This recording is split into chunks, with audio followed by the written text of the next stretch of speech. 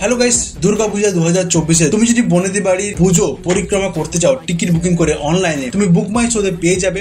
বুক মাই শোতে যাওয়ার পর সিম্পলি তুমি এখানে লোকেশন কলকাতা সিলেক্ট করবে। এখানে অ্যাক্টিভিটির যে অপশনটি আছে অ্যাক্টিভিটিতে ক্লিক করবে।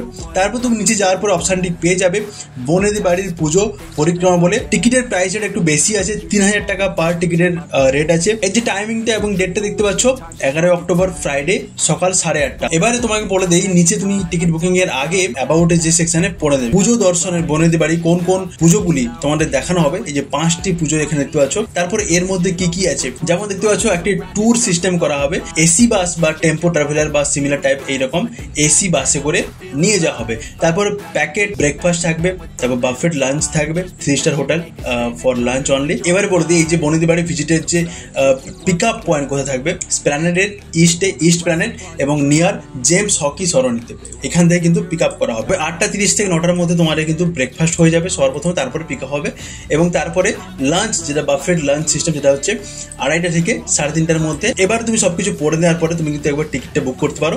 টিকিটের প্রাইস 3000 টাকা এবং পার টিকিটের প্রাইস 3000 টাকা, ঠিক আছে। এবং মিটিং পয়েন্ট দিতে হচ্ছে Esplanade metro gate number 5 Kolkata. কোনো রকম বুকিং ফিস লাগছে না, এটা একটি ভালো জিনিস।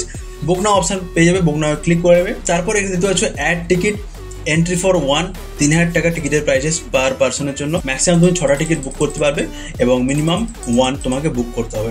এবারে প্রসেস এর উপরে ক্লিক করে নেবে।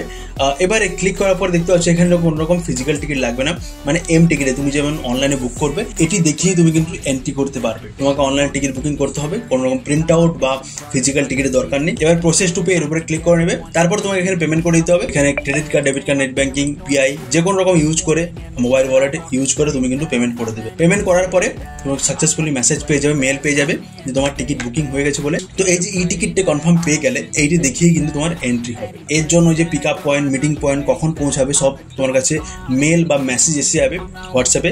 Thank you so much guys. তোমার যদি এই ভিডিও পছন্দ হয়ে থাকে অবশ্যই চ্যানেলকে সাবস্ক্রাইব করো এবং বন্ধুদের সঙ্গে ভিডিওটিকে শেয়ার করো। দেখা হবে নেক্সট ভিডিওতে। আজকের জন্য এখানে নমস্কার।